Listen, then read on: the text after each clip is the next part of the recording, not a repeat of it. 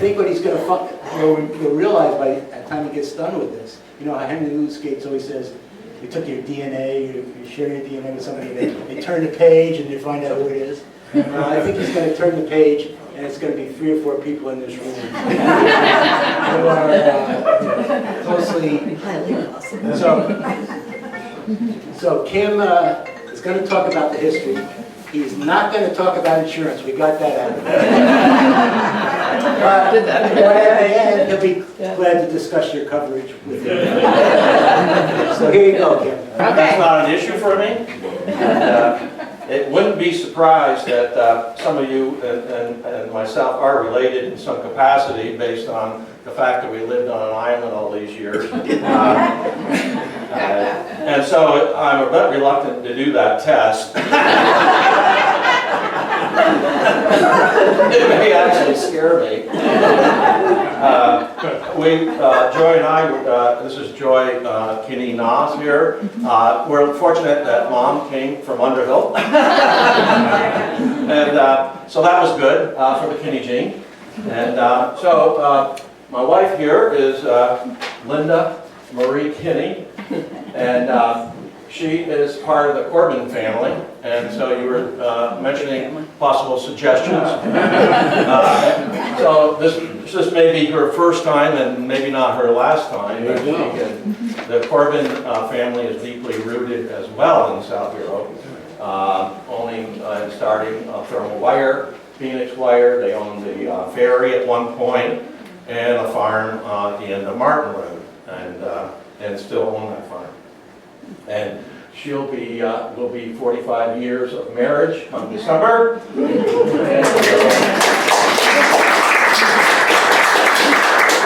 As we go through the slides, that's a miracle probably in some regards. She's willing to stay with me that long. But, this is our first attempt at the history of Kinney Farm. So if Malcolm, I know you lived through some of this, so if you see something that's not just right or needs to be corrected, we'd like it for you to speak up as well as others. Linda will be operating the clicker here. So you'll see me in the apple tree about a year ago with some heifers out there.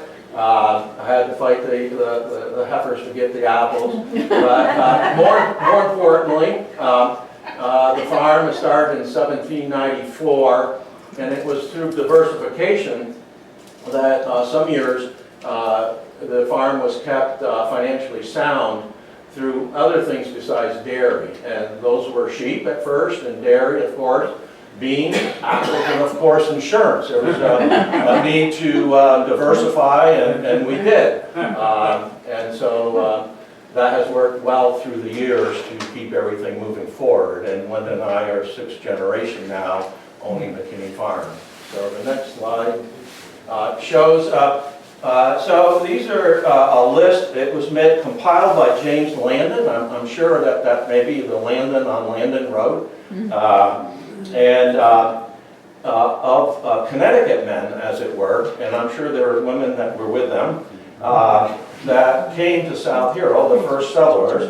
Obviously, Thaddeus Landon was on top. You'll see Kimball Kinney, 1794.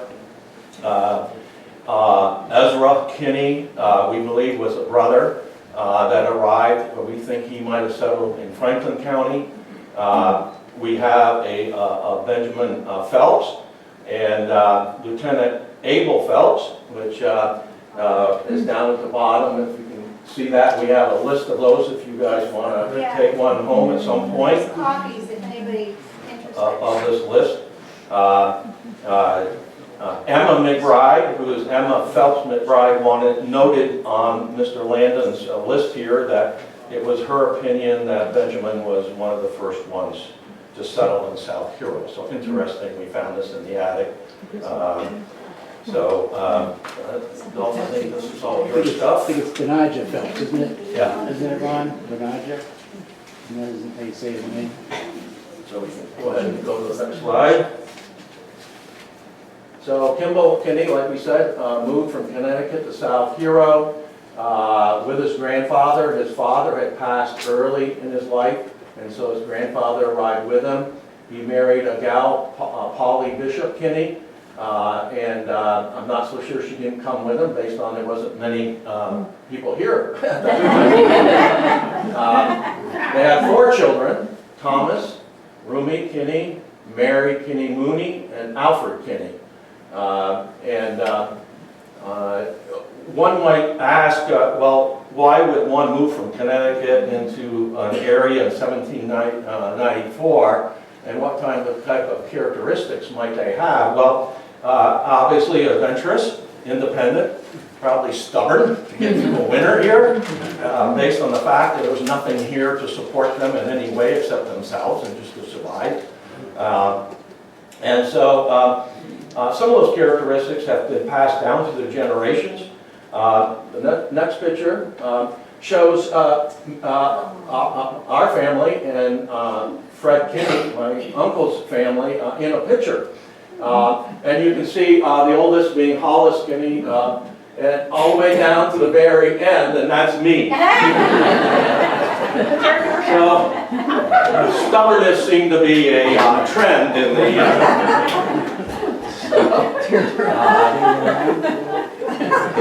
My son Alan Kinney III is here. So anyways, Kimball settled 150 acres. You can, on what we call 212 South Street. There's actually 2 deeds, 212 and 189. And he settled the 150 acres. This is where Heidi Chamberlain lives now, in this house. And it's a plank house. So what does that mean? Well, it's one step above a log home. In that, in between the studs are planks. So if you want to hang a picture, you just hang a picture. You don't have to find the stud to hang the picture on. The story was that a young carpenter, all this was, most of it, the sides were erected on the ground and then raised. And so your measurements all had to be on the ground, and then it was brought up. And this young carpenter felt he had the measurements correct, and then an older carpenter came along and said, no, your measurements are off. And so they corrected that to his measurements, and then they raised it, and the older carpenter's measurements were incorrect. So it slants from east to west about 17 inches. Joy and I were both there, and so with our kids, Alan, he could roll the ball up and it'd come back to him. Actually, it worked out kind of good. The only problem was when he learned how to walk, he walked sideways. Your father always said if you spilled the milk, you knew where to go to catch it. So the house that Heidi's in is also considered the Kinney Incubator. And it was named such because so many Kinneys had gone through that house. And Harlow White named it the Kinney Incubator, and it has stuck for those that know about it. You may note the U shape of the barns, which half of this is still there. The reason it's pointed this way is it's facing, the open part is facing east, where the weather does not come in. And so the cattle can go out in the yard and not be exposed to the cold north-west winds. And so the doors open up to that side.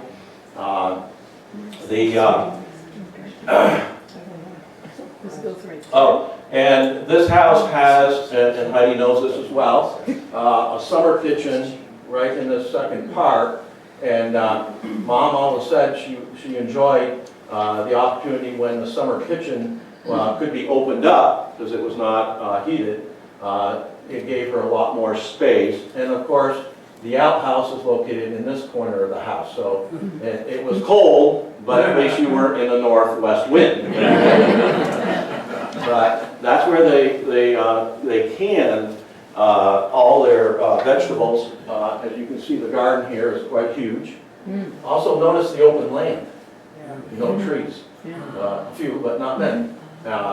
And so they can meat and vegetables to get through the winter.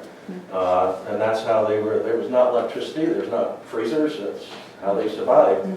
Can you orient us a little bit more on Can you that? point out South Street? Yeah. Yeah. that's what we So were South wondering. Street would be right here. Oh, okay. So is that the So, and west then side? this is 212, and then 189 would be on this side. At West Shore. And So West Shore would be right in here. explain, show them which barns aren't there, because maybe they're seeing the extra barns that aren't there anymore. Right. The one So, beside the house. this barn, when we acquired the property, this barn was pretty well dilapidated. We took that out. There was a well here, and that barn was pretty dilapidated. This one had fallen down. We got equipment out of there and saved it. Dad had put a pole barn here that still exists. These silos are gone. The pole barn was built with this silo wood, so it's red in nature if you get a chance to see it. And only half of this barn is left, and 2/3 of this one is left. And I'll have a picture of going inside this one coming up. I think the confusion, Kim, is that's the west side of South Street. Your Oh, did I say, yeah, that's Your slide says no, this east. is the west side of Oh, that makes South Oh, Street, it's excuse me. the east, No, it's it's the No, the it's east side of the farm is Oh. what that's indicating on Okay. the top. Yeah. Because there's two, there's the Okay, east farm and anyway, the west. Just, I think that's why people are. Yeah. Yes, okay, good, thanks. So anyways, 189 is on the other side of South Street. So the next slide. So this picture was taken from the fruit house, which I'll talk to you a little bit later on. It has a cupola, and so we think it was taken from there. But notice again, this is the house that Heidi's in, Kinney Incubator, and the barns. But notice you can see the lake. This is the Narrows over here, and the lake, and no trees. And notice the fencing for sheep and cattle. So all that was cleared. So it was just interesting how much that has all grown up if you travel down West Shore Road now and see, you can't see all of this anymore. It's all in woods. Does So it tell us Kenny, when I those mean, pictures? Kim, so you're saying that, Is it the same one? when was this house built and these barns? Roughly early 1800s, I would say, yeah. And is that before or after the other side, or the same time? No, so we're thinking that when you acquired 189 South Street, probably was early 1800s after he arrived. And that was 100 acres, comprising about So this was the 260. first- So this was the first part? This is the first farm, 212. Okay. So those pictures around 1920 taken? Yeah, probably around there. Photography was invented. And it had to be, late 1800s is when the fruit house was built, and so it was taken from the cupola, so probably in that time frame. So the next slide. So when you drive up to the barn, this is the one closest to the house. You can see there's a double door. Well, you had horses then, and so you would drive a team of horses with a wagon full of hay into this area, and you would unload, it wasn't bales of hay, it was loose hay, into the hay mow over here on the left. On the right was a horse stable with, and also an area where you could dress the horses with their harnesses. And above, so this is the double door, looking a little bit closer as you get closer to it. And the stables, this is the stable right in here, looking from South Street into that area. And this was the closet where all the harnesses were, and you dressed your horses here and put them to work every day. And these pictures are recent, are right now? Like, these are recent? Yeah, I took these. Wow, Yeah. that's great. So we've done a lot of renovations to get it to this point. Yeah, You were in there I once. was, yeah. Yeah. Next. So Alfred was after Kimball. He was married to 3 women, Betsy, Laura, and Sarah, and only had one child, Thaddeus Landon. They called him T.L. Kinney. I think they call him A.M. I'm not sure, but it said A.M. Kinney died in South Hero this morning in his 80th year. So that was a long time to live in that time Well, frame. and that's what happened with the wives. The dates, they all passed away at a very young age. Yeah. Yeah. Common. Yeah. And so this is really the only information. We assume that he continued with the dairy, not the apples at that point probably, because the fruit house came later, maybe a small orchard, we're not sure. He lived in South Hero, took an active part in the town affairs, and was a sterling citizen. How's that? Yeah. He was one of the oldest and most respected residents of the island, and was in his 80th year of age. So, yeah, so that's what we know about him. The next slide shows the house that was built on 189 across the road. It's a story and a half, and Alfred lived in it with his 3 wives, different wives. So, as you can see, this is the site that later this house burned.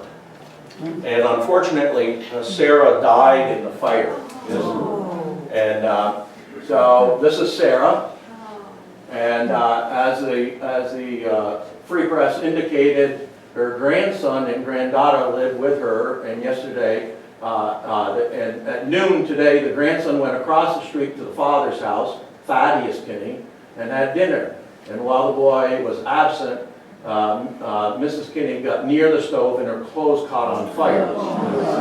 She was blind, and we think that she tried to get through the outside door, but unfortunately went into a closet. And so some furniture was saved, but the house burned down predominantly. So that story and a half house burned, and the next slide. Along comes Thaddeus, the only child of Alfred, and he married Louisa Smith Kinney, and they had 8 kids. Unfortunately, baby Harry did not make it. So here's a picture of his 7 kids with TL. And go to your next slide. So TL not only rebuilt the farmhouse that you see now that Linda and I live in, 189 South Street, but he also built a thing called the fruit house. And so all in the late 1800s. And you can notice the apple trees around this building with the cupola, that's the fruit house. The orchard in its existence today is actually to the east side of this fruit house, and this is all open field. And South Street, point out South Street. Yeah, South Street would be over here. So it's the front of the fruit house. Yeah. So TL, this was in conjunction with the UVM extension that they built the fruit house with. And so these professors helped TL design the fruit house. It was the first air-cooled fruit house in New England, written up in the New York Times. And so why was it air-cooled? There are small chimneys in the sides, inside of the walls. And so in the morning, the apples were stored in the basement. And in the morning, at night, you would open up the basement doors, and of course heat rises. And so the cool air for in the evening would come rushing into the basement. The hot air would rise through those little chimneys and out the cupola. And that would keep your apples cooler and preserve them for a longer period of time. And so that was part of the design. There were features inside the fruit house to allow for apples to go up and down to the from the basement to the second story. So the next picture. How did you keep the animals out? So here you see some of the apple pickers. You notice the baskets and the apples in barrels stored in the basement. TL had developed the apple business. We assumed he kept the dairy going, but he really expanded the apple business. He built the fruit house for that purpose, but he had a son in New York City, and he shipped apples in these barrels. And we have details of how they packed the apples so they were secure for the shipment by boat from South Hero down to New York City.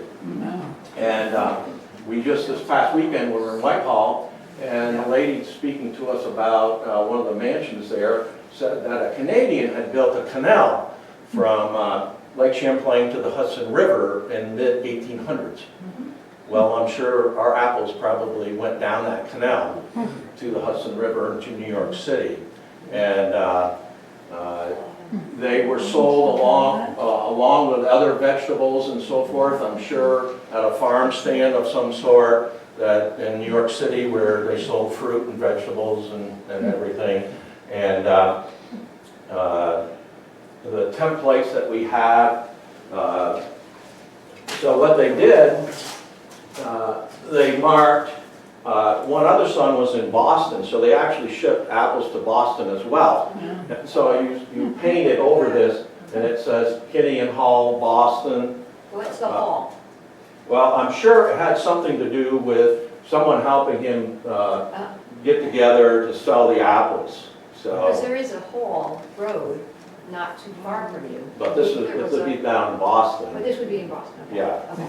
And then T.L. Kinney had one of his templates. And then C.W. Kinney was the one in New York. And then, and to name the apples, Macintosh.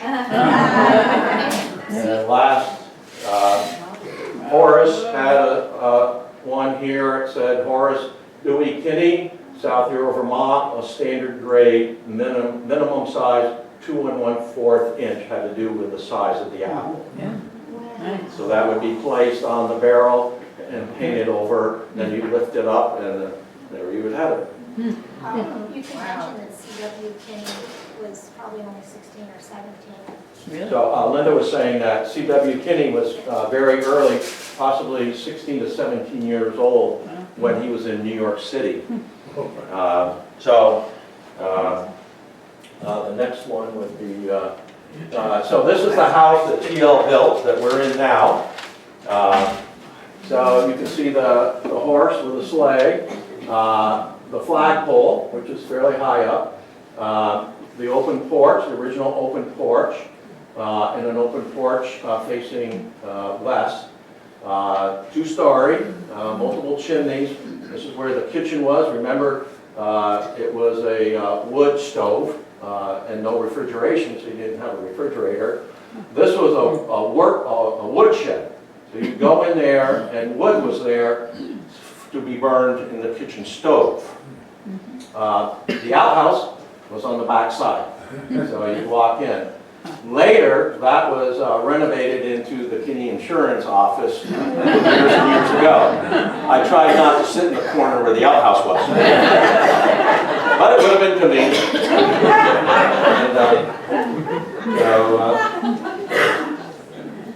The next picture. So we found some letters in the attic. This one was written by T.L. January 1st, 1913, to a cousin. And you can read it, but if you can't see it from way back, it says, the condition of the farmer as compared with other business lines has become so unbalanced that soon no farmer can succeed except the small farmer who can do all his own work. No farmer can pay wages that manufacturers and railroadmen are getting and live with the same prices from the produce that was made many years ago. Land values don't rise in the East from 15 to 50, while in Ohio, Iowa, and Illinois they're up 200 and up. There must be a balancing up sometime, as agriculture is the base of all other lines of business. So interesting statement way back even then. And then the next slide. This is letters from one of the sons to his mother, Louisa, T.L.'s wife, October 30th, 1898. Letter from Lewis in Boston to his mother. I received a paper from Papa, T.L., and was much pleased to get it. I hope that you people will get the railroad soon. When it comes, I will be home for a call then. So that was an interesting statement. And so the railroad tracks came through, and we all know where the tracks were. Obviously, we have some bike paths and walking paths. But at the time, they really didn't know exactly where it was going to go. And Harlow White's ancestry and TL apparently got together and they said, well, wherever the tracks go, you will own up to the tracks, which in our case would be heading west, but on the east side of the tracks. And the Whites would own from the tracks to the beach. And seemed like a very plausible situation. But there was statements made that there was a lot of talk that the tracks would be closer to South Street because that's where the ledge was and the stone, and so they didn't have to put a lot of stone down to lay the tracks. And so it would have taken considerable 25, 30, maybe as much as 40 acres away from the Kinney Farm had they gone there. Instead, they went about midway through what we call the flats, which is that part before you get to White's Beach. And that's where the tracks are, and so we were able to retain the 30, 40 acres that we call the flats now. So that was an interesting side to conversation back then. And then in January 19th, 1899, letter from Charles, who was in New York, to his mother, tell father to write me what apples he has and how many potatoes how the potatoes are keeping. So that tells us that TL also shipped potatoes, which we didn't know about. They are selling now for $1.50 and $1.75 a barrel, 170 pounds. Apples are selling about the same, and the apples are in good demand. So, interesting letter in 1899. So, Horace took over from TL and married Clara Hoyt Kinney. Now, the Hoyt family settled, relatives of hers settled across the lake in Melton, and Peg and John Hoyt came to church here in South Hero for a while, and Margot Breen, their daughter, has kept up in the Congregational Church to some extent, but that's the whole, and she was a nurse, so that's where we get the nursing gene from, I think, to some extent. They had three boys, Alfred, Hollis, and they always called him Fred. And I can't believe they always use nicknames, huh? Alan Kimball Kinney, my father. Fred married a local gal in Grand Isle, Edna Dubuque. And that's Frances Dubuque and Pearlie Dubuque's sister. And she's still with us. She's going to be 101 this December.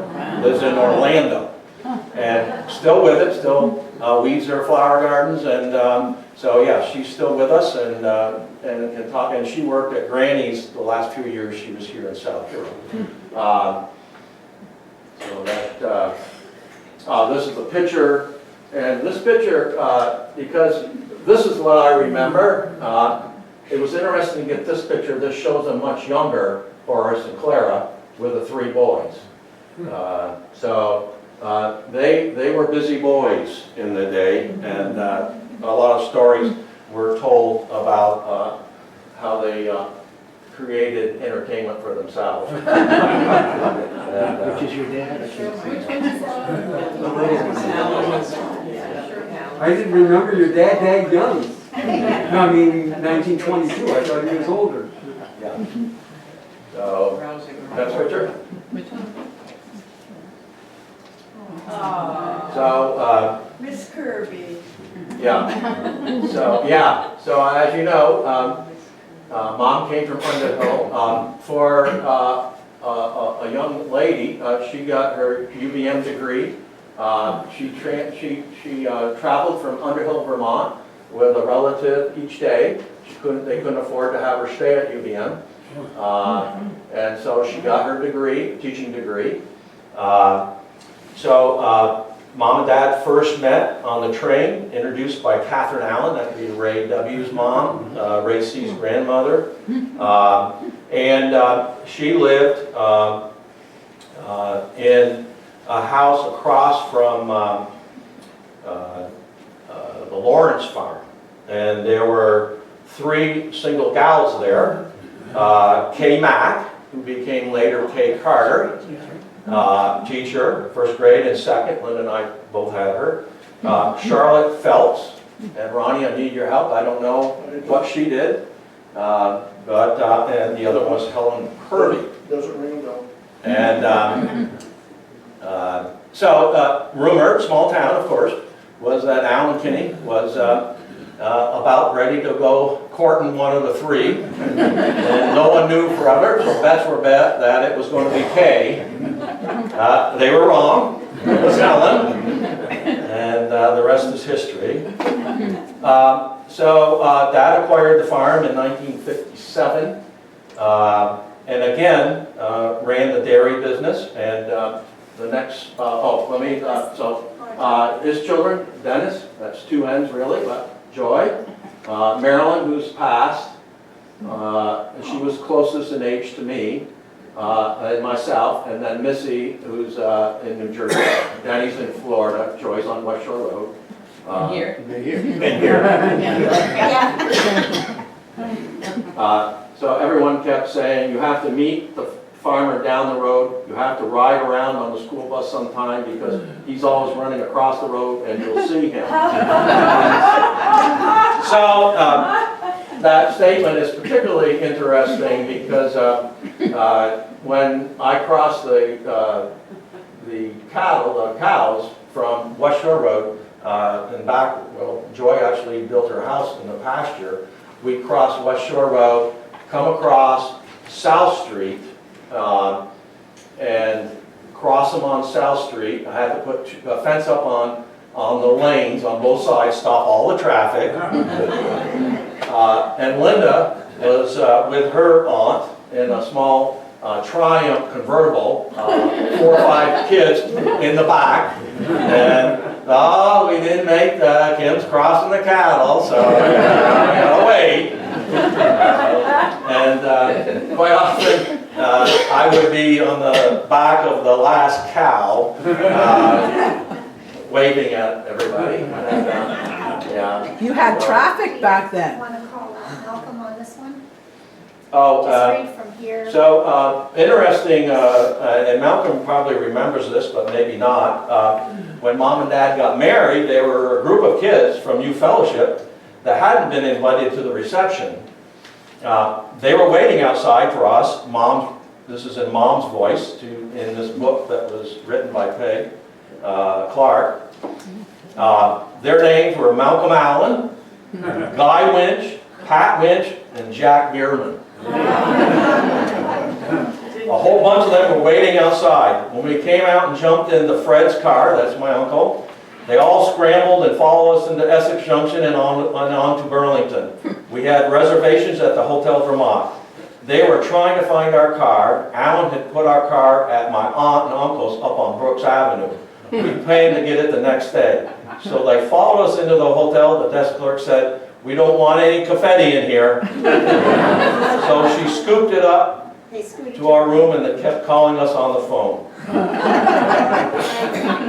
So Malcolm, a little history there. I was out the land in Underhill, and Brad drove them down through Essex. And Guy had the car, well, was one of his relatives that loaned it to him.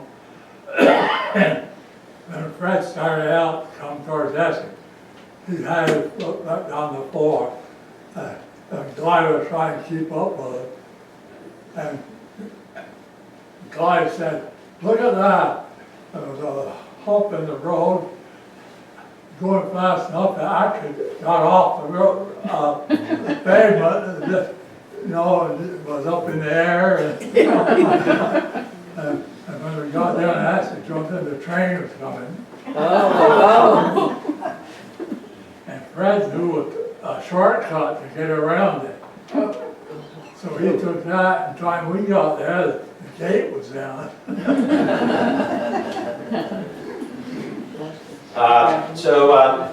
The next slide. Yeah, and you're right, Dolph, I thought we changed it, but we didn't change the west and the east. Yeah, That that's should be fine. the east side of the farm. Yeah. West side, yeah. This is the east side.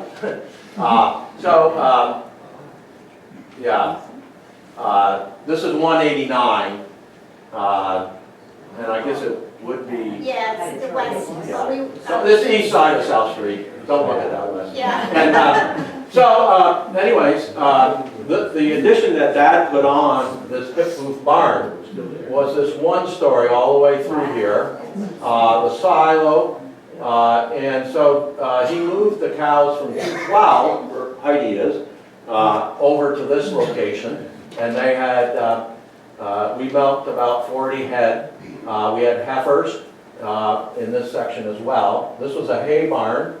Obviously, at that point, there's the enclosed porch that used to be an open porch. There's still the two windows where the kitchen is and the shed. This was the ice house where they kept, they went down and cut ice out of the lake and packed it in sawdust. So it kept ice. This was the chicken coop. One of Dad's jobs every Sunday was to kill a chicken. And that would be the dinner for Sunday. Dad was pretty sure I should know how to do that. So when we were in the little house, there was a chicken coop behind your house. And he got 12 or 15 chickens. And so one day he showed me how to kill a chicken and pluck it. And so I couldn't eat chicken for a month.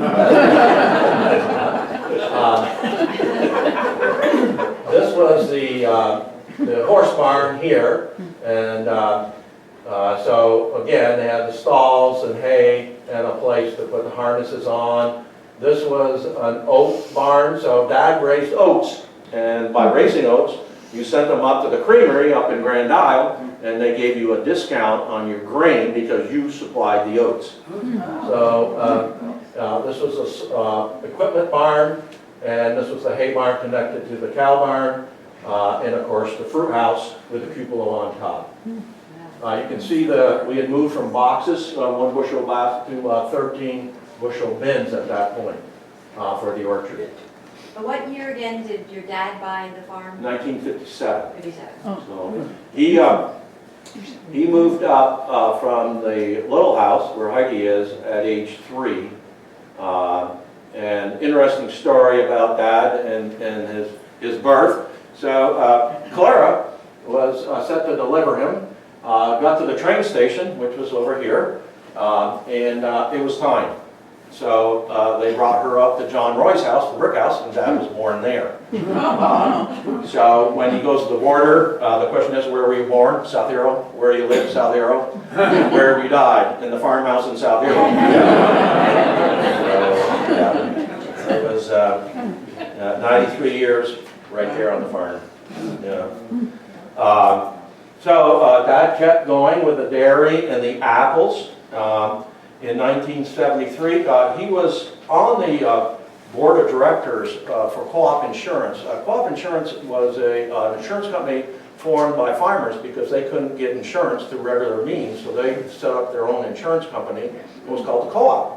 And they asked Dad to be on the board, and he was, for a number of years. And then he got a call because he was on the board of directors, and the person that was in charge of sales for the insurance company said, there's an agency up in Isle of Mont, Leroy Rowe, and he's moving out of Isle of Mont, and would you know anyone in Grand Isle County that might be interested in selling insurance and servicing the accounts that he had?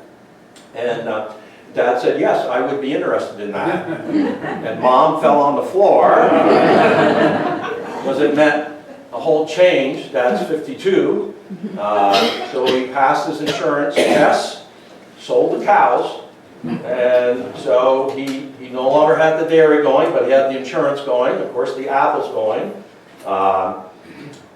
He also, we got up hay through my college years, 25,000 bales, which he sold. And at that time, $90 a ton, that's 50 bales, so 25,000 added up to a small amount of money.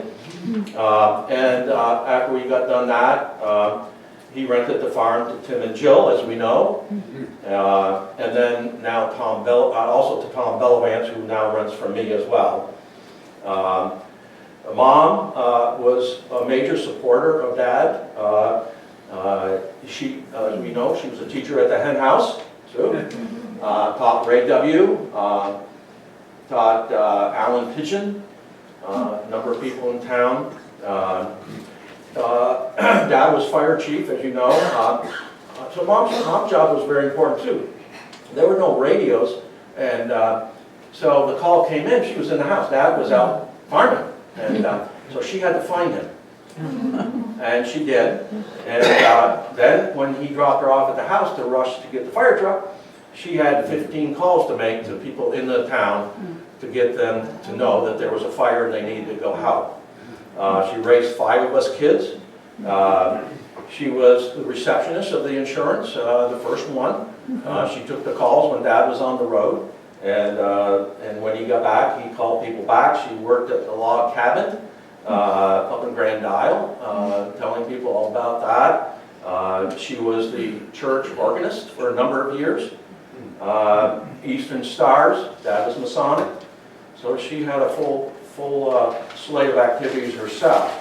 And we all know Dad was fire chief for 40 years, started the rescue as a division of the fire department. It broke away with Ray W. handling it from there. Selectman, Lister, Deacon, Mason, Director of co-op. And I already told you about John Roy. He was also big in youth fellowship at church and provided hay rides. And Kathy Mary, who may be able to tell us more about those hay rides because she and Bob would be on there. And I was told to go with Dad. So that was one of the things that I think Mom said, okay, you're riding with Dad.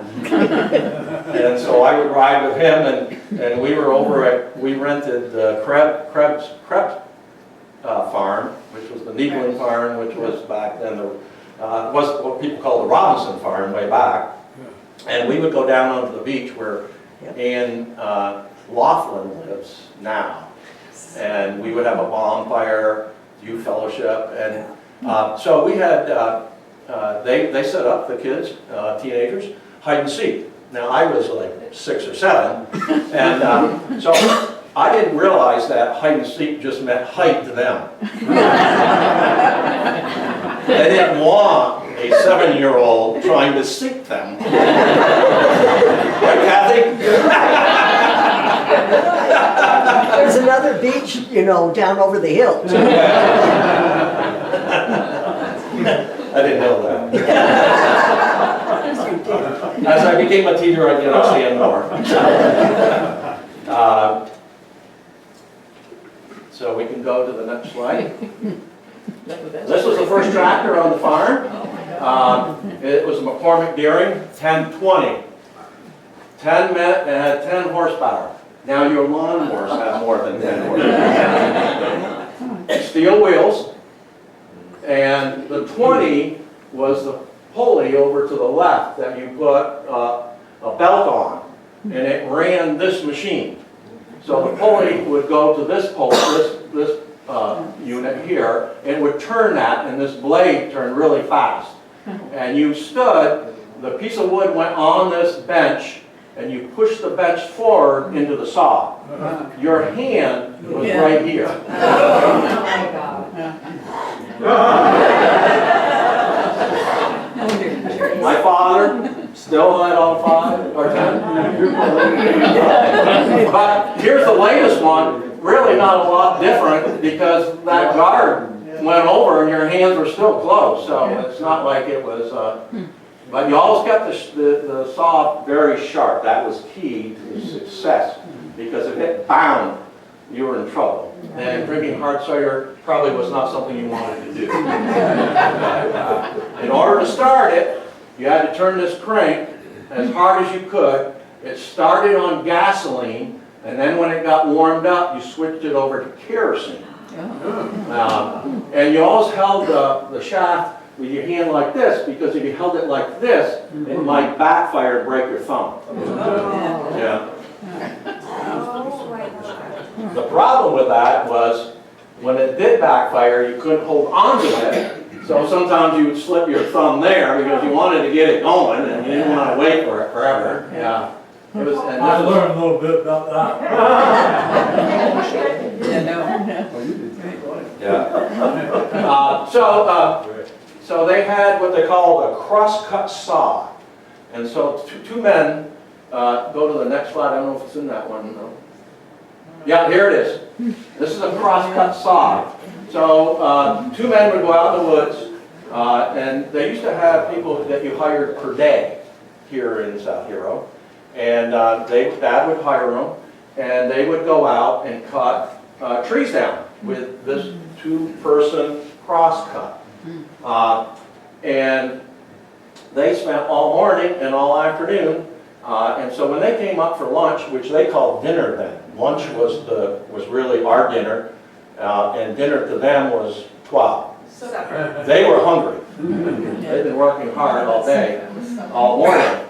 And so they would have a full meal, and my grandmother, Clara, she really did know how to make one apple pie. She could make 8 to 12. She didn't have a recipe for one.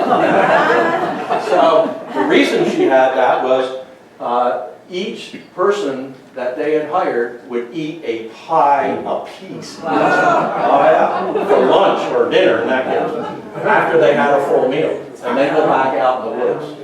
And then before that circular saw, all they had was this to block the wood, and they had to split. Well, now with a circular saw, you brought 4-foot sections, and you would split that 4-foot section with a sledgehammer and a wedge into 4 quarters, still 4 foot in length, carry it up, or bring the tractor down if you could, and you could saw a lot faster with that than doing this thing.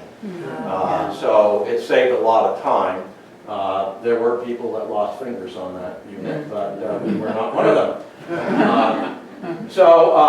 This was the ice sleigh that brought ice to the ice house. So the horses were hooked on. It's all I can do to move that myself, so it's quite heavy, but it had a lot of weight. Ice had some weight to it. This was the ice house, now in finished form. We renovated it. The outhouse. So that's in back of the oak barn.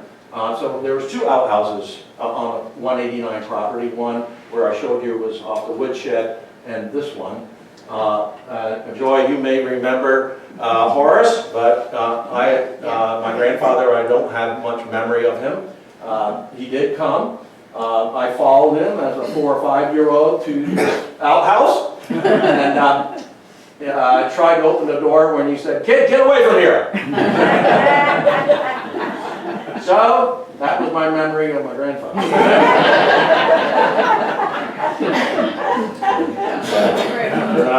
They're not home. You have to remember to heat the house with no insulation. 12 cords of wood, 3 ton of coal. That was the 189 farmhouse.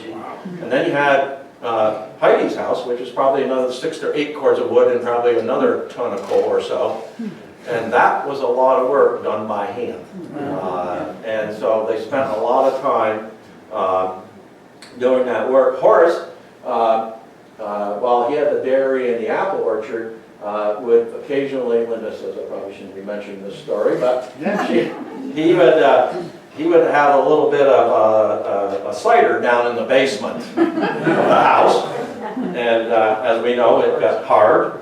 And I'm sure the Phelpses were over on occasion to partake of the hard cider. And so it probably happened, I'm trying to think, probably in November, that party was ongoing. But come December, it was time to get the wood up. So Clara, my grandmother, after she got tired enough of the partying, she would go down and put alum in the cider or hard cider. Guess what that changes hard cider to? Vinegar.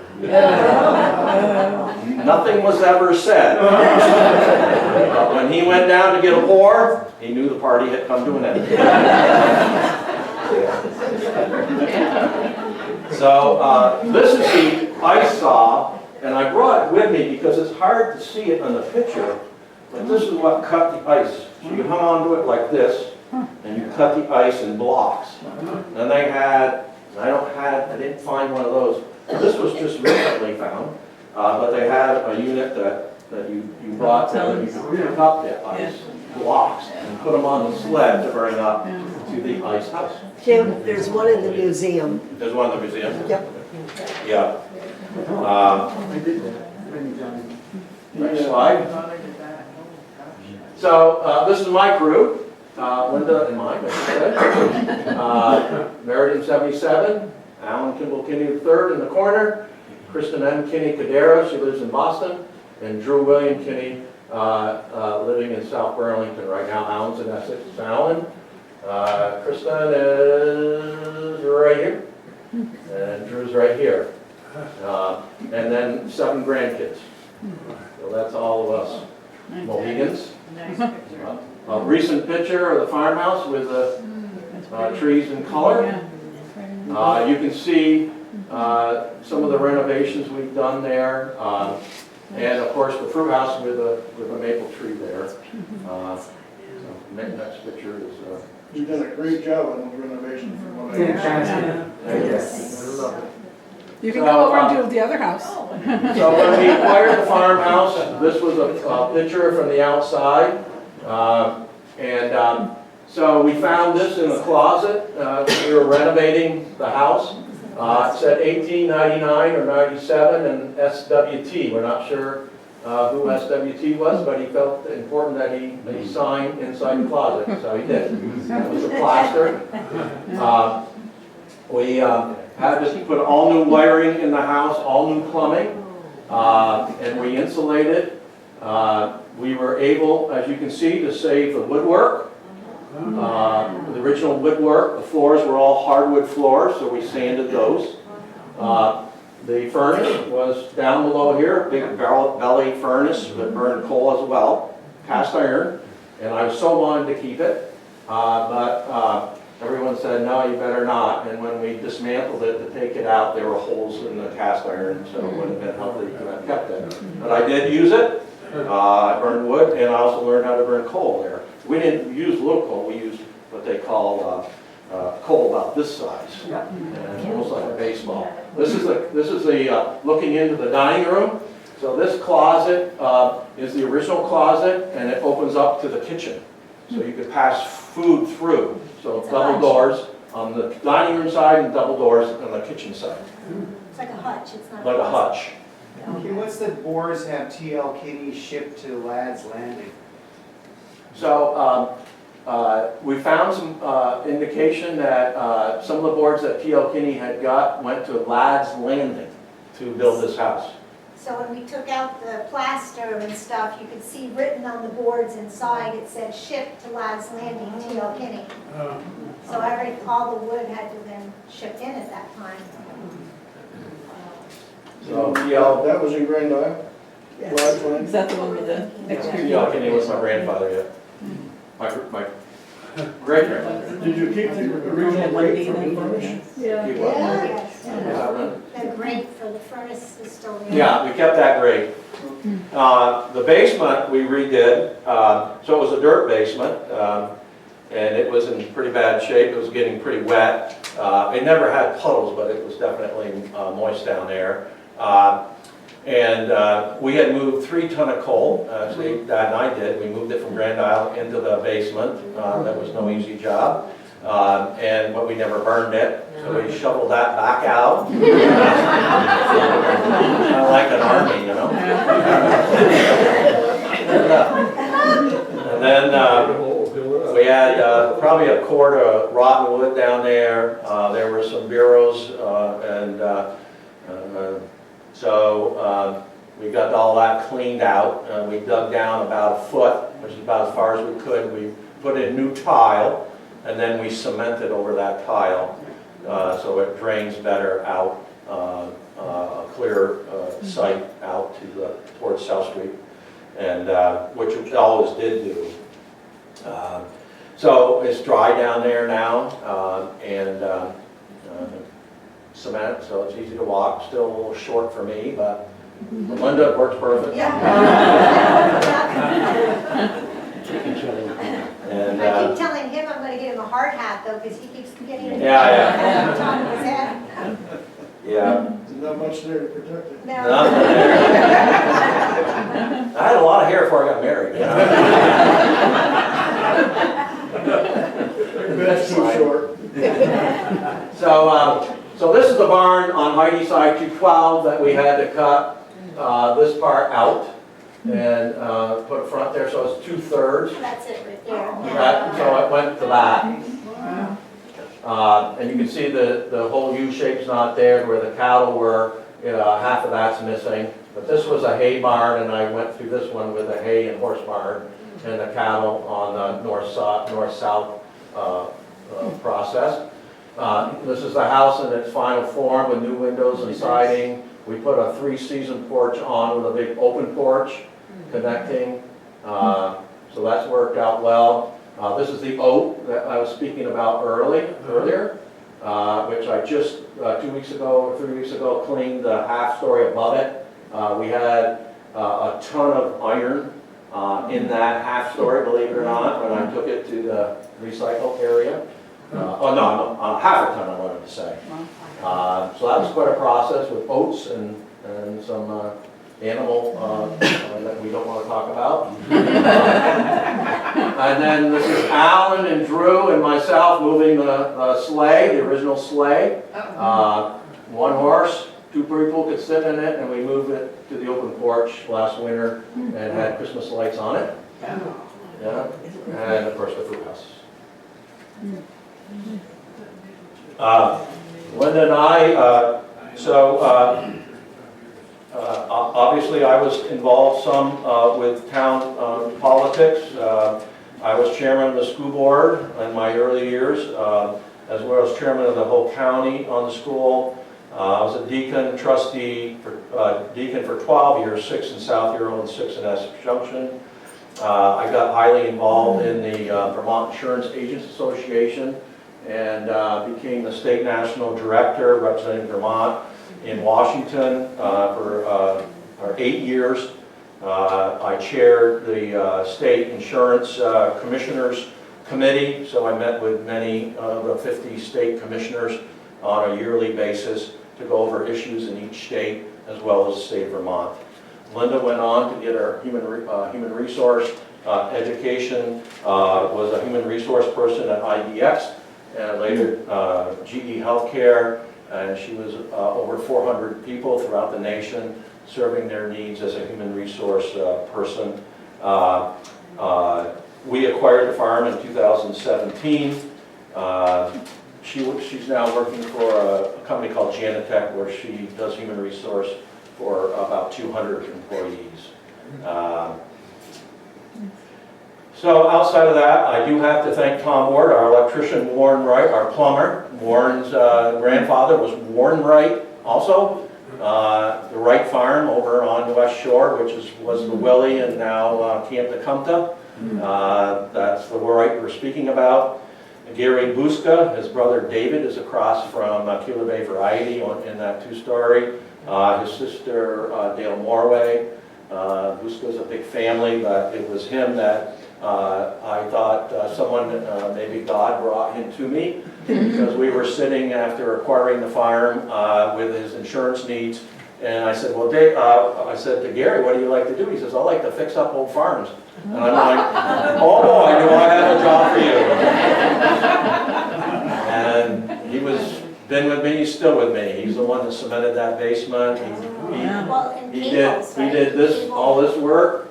He said, Ken, you can't save that part, but you can save that part. So he was very cost effective and prided himself. He's about 75 years old and does more work than I can, and his grandson is equally as talented. And he put cables. And we cabled the barns. Ironically, when they built the barns, they didn't put the cross member across the beams. I don't know why they didn't do that, but they didn't. And so what happened is, over the years, that whole thing started to separate, so you need to put cabling in to keep the roof together. And so we cabled it. And some of it had been done, but not all of it. That pretty much ends the presentation tonight. I don't know where we're sitting, but 5 minutes to 8. We I have a can, question, Kim. we can have some questions and see if we can answer them. Go ahead. I have a question. Now, the original startup with sheep, was it merino? Because that was a big thing all over Vermont, or do you know if it was The what? merino? Sheep, was it merino sheep that they started with? Yeah, I don't know that, Okay. but I'm sure they did have sheep. So, yeah, I'm not sure what type of sheep they had. We had Holstein cows, I knew that. Yeah. That I never really liked jerseys. Yes, in the back. Yeah, when they first arrived, were the fields cleared as you showed in the picture, or did they clear that all themselves? I think they had to clear it all their own. Wow. It was all, and you can imagine what it takes to pull out a stump with an excavator. They had horses.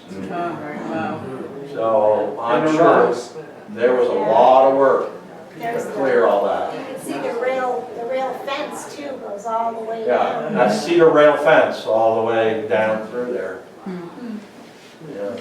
There was actually, and you can't hardly see it, I never knew about this barn until I saw this picture. This barn was fallen down when I acquired the property. We took that down. This barn, I never knew about. And I don't see the silos here either. So that had to be done after.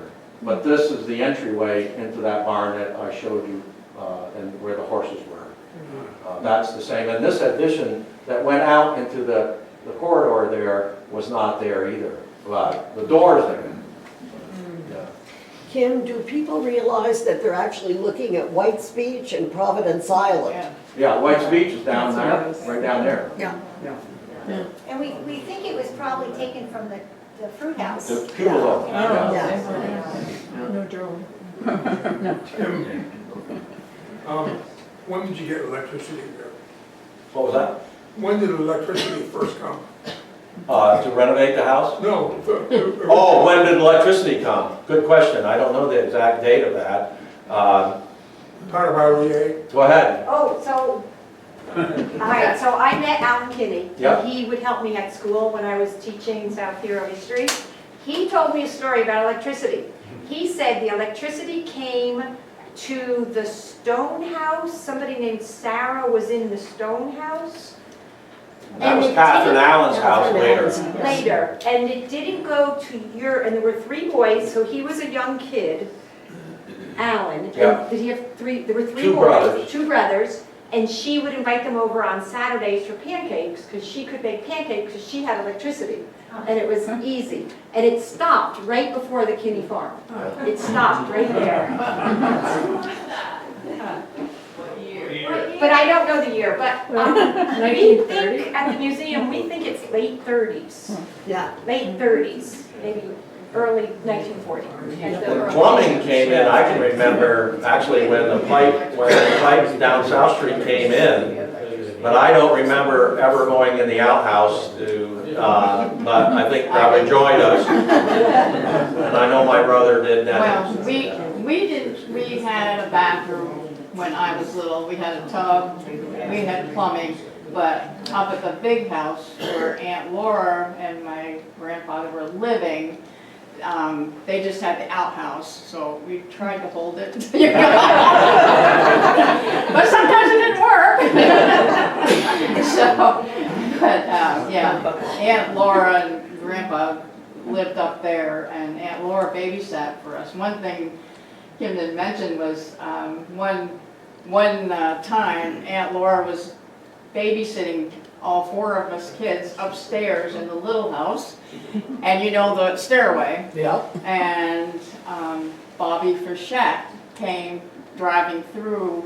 My parents had gone out to eat, and the electricity had been off, for whatever reason, and electricity came on, and Mom had plastic curtains over the stove, and they caught on fire, and Bobby Frechette was driving by as a young man and kicked in the door and put it off the fire. Otherwise, and there's no way Aunt Laura, she was very overweight, and there's no way she could have gotten 4 of us down that stairway. But anyway, so we were saved by Bobby Frechette that one night. Wow. Yeah. We found old magazines and paper in the porta potty, in the outhouse in the back there. We were You cleaning. know, the Sears catalog, when it came out, was Yeah. a very important catalog in the outhouse. Very important. Any other questions? If not, I know Kagan starts to leave around 8 or wants us to.